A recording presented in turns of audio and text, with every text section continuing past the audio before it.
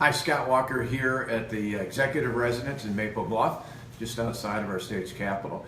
And I'm right here in the kitchen of all places. Thought it was a good place to go. A lot of people like to sit around the kitchen table and talk about what's going on in their lives. Today, we thought we'd do our second edition here, and we're going to try and do different spots around the state to do Facebook Live. We did one in the Capitol. Now we're doing one right here at the residence, and we may come to your community sometime in the near future to do a Facebook Live there as well. Today we've got a series of questions. We'll get to them in just a minute, but they really tie into our continued efforts to reach out to people across the state. We've done telephone town hall meetings. We'll do some more in the future. We had a great response to our first Facebook Live session, and we just completed about a week ago our 70th listening session across the state of Wisconsin, all with the expressed intent to try and hear more from you, the people of this great state.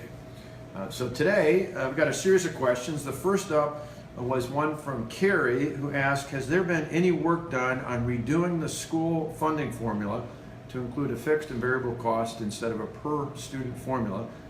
If not, will there be? Well, there's been talk in the past about changes to the school aid formula, but there really hasn't been a significant effort for decades. The last 6 years, Republicans have been in charge of the state assembly and state senate. And obviously, during that same time, since the elections in November of 2010, I've served as your governor. But that holds true as well in the years before, when Democrats controlled both the Assembly and the Senate, and Jim Doyle was the governor. There wasn't a significant change in the school aid formula at that time. Part of the reason for that is with over 400 school districts in the state of various sizes and different backgrounds, and much of the school aid formula being based on equalized value, it becomes a tricky proposition. And so oftentimes when proposals are put out there in those 400 plus school districts, some are winners, some are losers. Most of those are spread all over the state, and many times into many different legislative districts. And it's been difficult to make those changes because winners will obviously be happy, but school districts that lose will not. And so what we've tried to do over the last 6 years is give school districts more tools, certainly through Act 10. It wasn't just about budget savings, although schools, local governments, and state government have saved about $5 billion over the last 5.5 years since Act 10 was fully put into effect. On top of that, we allowed schools to really take charge of running their school districts through the school boards, and then the people they appoint, being superintendents, and then the principals and teachers and everybody else out there. There's no seniority or tenure, so they can hire or fire based on merit. They can pay based on performance. That means they can put the best and the brightest in the classrooms. And the good news is it's paid off. We continue to have some of the highest levels of any state in the country of high school graduates. We continue to rank as one of the top states, even with the new testing for the ACT, of those states where almost all the students are tested. Again, we continue to be one of the top states in the country, and we'll continue to do that going forward. In this next state budget, as I mentioned earlier this year, we plan on taking all the savings that we get from reforming the way we provide health insurance for our state employees, and instead of dropping it into the general fund, we plan on putting that all into increases in the public education, because our reforms now allow more of that money to go directly into the classroom. So, great question along the way. The next question comes up, let's see here. Got a couple different ones. Let's get one on a different topic here. Here's an interesting one. Angela asked if we would get rid of daylight savings time. I've got to tell you, that's the first time I've ever had that question. Well, daylight savings time is set by the federal government, but they do allow places like Arizona and some of the territories of the United States ultimately provide an exemption to that, and so they don't observe daylight savings times. But here in Wisconsin, that's the first time I've heard that as a question. Certainly something we could look at in the future, but it hasn't been something that's been raised before. But it would require us to be exempt like Arizona and those territories do. Next up, Heather asked if there are any policies in place to protect the environment of the Great Lakes and their bordering states. Well, actually, yeah, there's a lot of different things. In fact, the Great Lakes Compact, which was put in place about a decade ago, is something that puts in place rather strong protections of the Great Lakes and the basins all around them, not just here in Wisconsin, but all around the Great Lakes. It's one of the largest areas in the world and one of the largest bodies of fresh water, but it also, the states and the two provinces around the Great Lakes and the St. Lawrence Seaway represent, if you just took them out and made them a country, some of the largest economic impact of any country in the world. So it's important from a water and clean water standpoint, public health and safety standpoint, but also from an economic commerce standpoint as well, and transportation and other areas. So the Great Lakes Compact, something that came up earlier this year. There was a long and deliberative process that various experts from every state went through to make any adjustment to that compact. You heard about that in the city of Waukesha with their request regarding water. And after several years of looking at this and the Department of Natural Resources working on it, approval was given from each of the states via their governors and the people that represent them.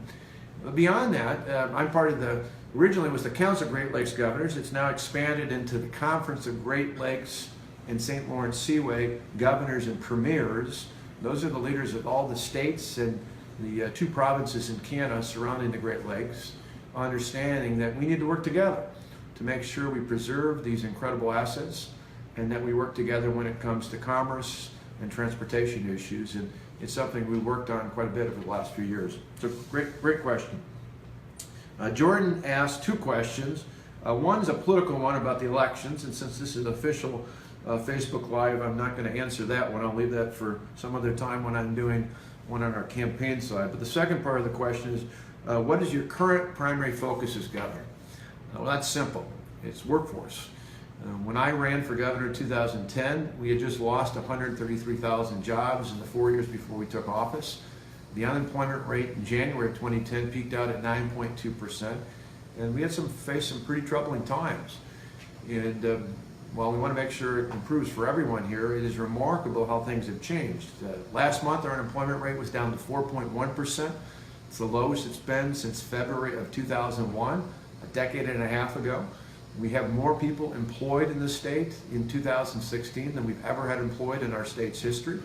And the percentage of people working is one of the highest in the country. Nearly actually more than 2/3 of our citizens are now employed, one of the top 10 states in the entire country. So the challenge I hear from employers now is not about creating jobs as much as it is filling those jobs. In fact, our state website, jobcenterwisconsin.com, routinely has over 90,000 job openings on it. And that's because employers, from manufacturers to those in construction, transportation, information technology, healthcare, even finance and accounting, are finding it difficult to fill many of these key positions out there. That's a challenge I hear elsewhere from other governors across the country. Just was with a number just the last couple of days, and they too mentioned that workforce issues are one of their biggest challenges. And so that's why we've invested more into K-12 education. We start this next school year with funding for academic and career plans in all of our public schools starting as early as 6th grade.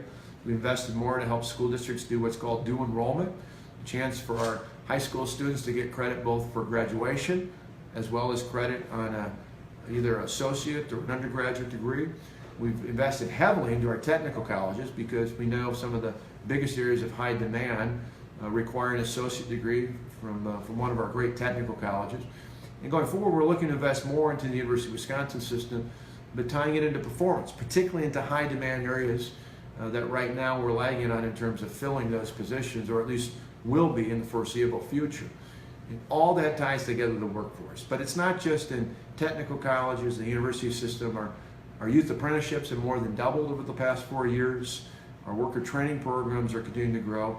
And we're doing more even when it comes to public assistance. You know, to me, public assistance should be a trampoline, not a hammock. And that means for people who want our help and our assistance, we're good people here in Wisconsin. We're willing to provide that help. But for those who are physically and mentally capable of working, we demand that they be enrolled in one of our job training programs and or working at least 80 hours a month, and that they be looking for work 5 days a week. And we'll tie them in with that website, jobcenterwisconsin.com. And then on top of that, we've added a component that puts a filter in to make sure they can pass a drug test. Why? Because we know that there are enough jobs out there for just about anyone. That if you've got basic job skills and you're able to pass a drug test, we can put just about anybody to work here in the state of Wisconsin. And we're excited about the prospects. My goal when I ran for governor back in 2014 was to say that anybody who wants a job can find a job. I want to take that a step further and say anyone who wants a career can find a career. And over the next several years, that's going to be my #1 priority, is making sure we help people get the education and the training that they need to succeed. Great question up there. Next one is from Krista, who says, what do you hope to see President-elect Donald Trump do first upon taking office? Well, I think there's a number of things, but I hope that in the larger context, and this is something in the last few days when I got together with other governors from across the country, we talked about collectively, many of us governors talked about, was encouraging the incoming president, certainly the incoming vice president, Mike Pence, my good friend, the current governor of the state of Indiana, and those leaders in both the House and the Senate, and that is to look to the states, not just here in Wisconsin, but in Ohio and Michigan, in Florida and other states across the country. 6 years ago, when all of us came in this wave of 2010, so many of us, certainly here in Wisconsin, we took immediate action. We went big and we went bold. We did what we said we were going to do. Yeah, there was some pushback, there's no doubt about that, but today we're that much better for it. I mentioned before, more people are employed than ever before. Lowest unemployment rate in over 15 years. Our schools, our hospitals all rank consistently in the top 10 in terms of great states with great assets like tremendous healthcare systems, great public education systems. Our rankings from U.S. News and Report for our University of Wisconsin system campuses continue to go up. Good things are happening in this state.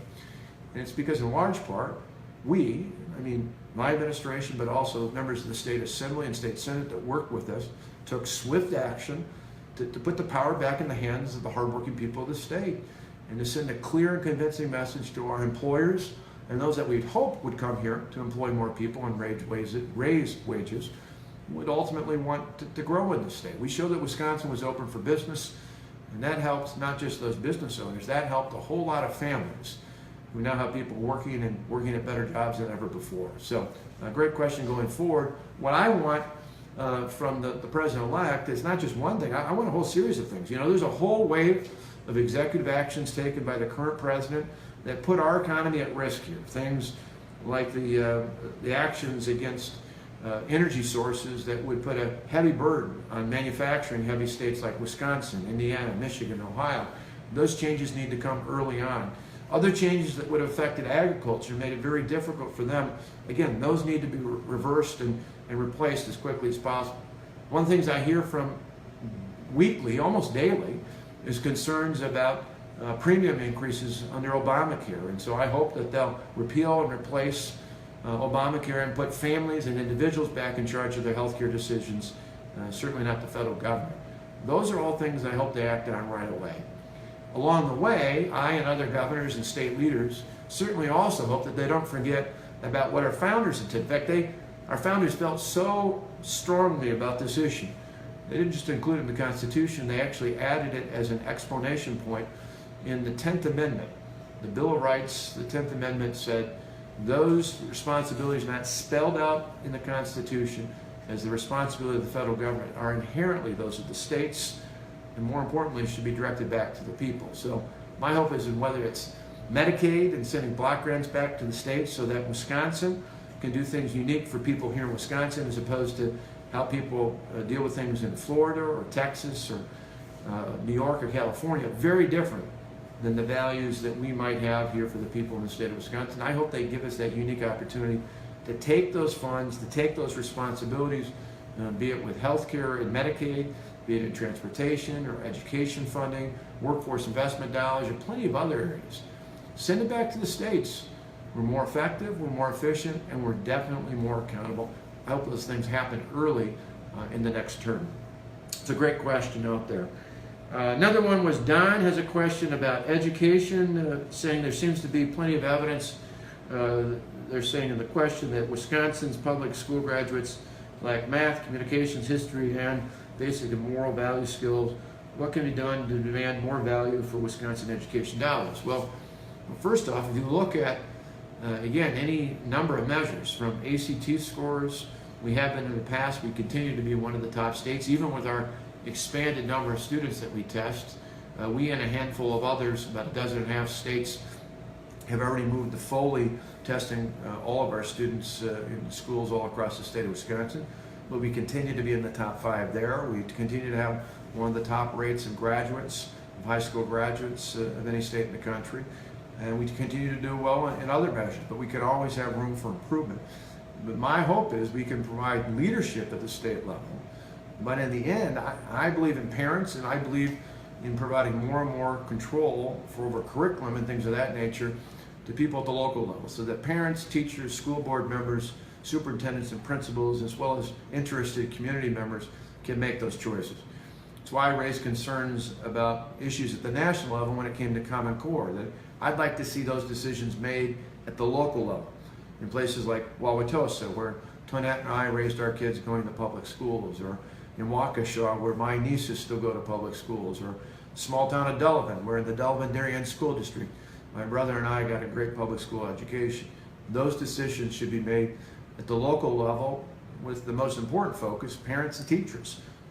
Parents and teachers working to support our children and students of the state of Wisconsin. So, great question. I also think, in terms of the last part of that question, it said basic moral and value skills. I think we push a lot of burden onto our teachers and others who work in our public schools and schools in general across the state. They've got a lot of burdens to take on, a lot of challenges that weren't around when I was in school. And so I think it's time for us, particularly as parents, to stop and realize, when it comes to morals and values, I think that primary responsibility falls to us as parents. Certainly for Tonette and I, when we thought about Matt and Alex, we didn't view that as a responsibility of the school. That was something that we took on, that we tried to teach Matt and Alex the values that were important to us, values that passed on by our parents and our grandparents. We tried to make sure that not only in our home, but they had an opportunity at church and Sunday school, going on retreats, and even going abroad as part of their time through their church and their ministry. We made sure they were both involved in Boy Scouts, where I learned a whole lot about integrity and the importance of all sorts of wonderful values that Scouting taught us, just like my nieces have in the past been involved in Girl Scouts. Whether it's those programs or 4-H or FFA, there's many other ways beyond just school that we as parents can get our children involved in things that help improve kind of that sense of integrity and the morals and the values that we expect, just as our parents have expected from us. So I hope it's something that will look to sending more of that responsibility back to local school districts. But when it comes to values, I hope as parents, all of us, take a more active role in making sure we provide the leadership there. Great question. Terry V has 2 questions. What is your plan to further reduce our property tax burden? And along with that, have you considered consolidating school districts and local governments? Well, I hope you've seen, for years, Tonette and I used to cringe every time we opened up our property tax bill in December when we were in Wauwatosa, because property taxes all across the state had gone up. It was about 27% in the decade before we took office. Today, I'm proud to say that for a median valued home in the state, property taxes this past year were lower this last December than they were in December of 2010, the month right before I took office. And we'll continue to see them being lower the next few years than they were before we took office in December of 2010. Now, we want to continue to find ways to keep property taxes under control. It's good for working families. It's certainly good for senior citizens. It's good for small businesses and farmers and others out there. If you look, one of the things I noticed was not just them being lower than they before we started, but this is an interesting statistic we looked at. After they were rising over the prior decade before we took office to in 2010, 2011 year, the property taxes in the state were 4.2% of our income. So the correlation between income and property taxes, they dropped down to 3.6% under our property tax reforms. That's the lowest it's been since 1946. So it's the lowest the burden of property taxes has been as a percentage of our personal income. That's remarkable. But we need to do more to make sure we continue to allow particularly those people living on fixed incomes to be able to stay in their homes and enjoy all the benefits of being here in the great state of Wisconsin. In terms of consolidating, I think there are more things we can do to help school districts and municipalities and others that are looking to consolidate, but I certainly don't want to mandate that. That's something that should not ever be mandated by the state. What we should do is provide additional incentives and means. We've made some changes in the past more so to consolidate services. We've had some counties that wanted to consolidate their things like their public health departments. We've made it easier to do that. We'll be looking to do more things in the future, and I think it just makes a logical sense. Something when I was a county executive I looked at quite a bit. Kelly asked about Lindsay's Law. She says, what is Lindsay's Law looking like? Will it go forward in 2017? Well, legislation has been introduced in the past. I believe this past go around. Lindsay's Law, which is about helping people who've been the victims of human trafficking and child sexual abuse be compensated beyond even what the law currently provides, to provide assistance, particularly when it comes to counseling because of the trauma and the mental health issues that are involved in helping people who've been in those situations. That's something I believe at least one of the pieces of legislation passed through the State Assembly. It came in late, and I believe didn't have a public hearing in the Senate, the corresponding Senate committee, but I would hope early on this session, whether it's that bill or something like that could come through. Beyond just changing the law in terms of compensation, we've done a lot in the past, but we need to do even more, working with our Attorney General, with local law enforcement, with public health departments, and with many nonprofits and church-related groups. We're actively working in the state. It's an issue many people are surprised to learn about as a problem here, but it is real, and at any point there's any victim, just one, being involved in human trafficking, particularly for minors, for our children out there, that's completely unacceptable. We need to not only provide services for those who've been victimized by this horrible crime, we need to do all that we can to make sure people aren't in that position in the first place. So, great question. Got a couple others here. Let's see. Luke is wondering if I would take a cabinet position under the Trump administration. Simple answer is no. I've been asked a number of times about this by the media. I've been asked by a number of times by people who are involved in the President-elect's administration. I got to tell you, I love being governor. It's one of my greatest joys and honors is serving the people of this great state, being your 45th governor. And for me, one of the things I just told Mike Pence, my good friend, the incoming vice president, just the other night, the best way I can help move this country forward is by continuing to do a good job as governor, and now I'm taking on an additional role as being the chair of my respective party's Governors Association. And that allows me to work with other governors to put forward plans to help, as I mentioned before, transfer more power out of Washington back to the states, and more importantly, back into the hands of the good people of the state and of this country. And I think that's where I can be the most valuable going forward. I love the fact that Reince Priebus, a fellow chief, said is going to be the chief of staff for the next president, that Paul Ryan's, someone who grew up down the road from me, is the Speaker of the House of Representatives. But I think my best role is being right here in the state of Wisconsin. And then one last one, this is kind of humorous here. I see we're almost near our time here, but of all questions, I think probably one of the more important questions I've been asked of late, and probably one that most of us have been talking about since Monday morning on, and that is, Justin is wondering what the heck is going on with the Packers. I wish I had an answer for that. Some of us might remember the movie, the sci-fi movie from years ago. I think it was called The Attack of the Body Snatchers. And after watching that game against Tennessee on Sunday, there's a part of me that wonders who snatched our Packers, because they're certainly not playing like the Packers I expected this season. And the only thing I can say to that question is thank God for the Badgers, because I'm excited about the game this Saturday against Purdue, and then the following week against Minnesota. If things work out right, we'll be playing for the Big Ten Championship on December 3rd. I think we're going to win. And we can all focus our attention on cheering on Wisconsin as one of those four-off playoff teams for the national championship. Certainly will make up for the Packers. Thank you all for tuning in here on Facebook Live. We'll see you soon.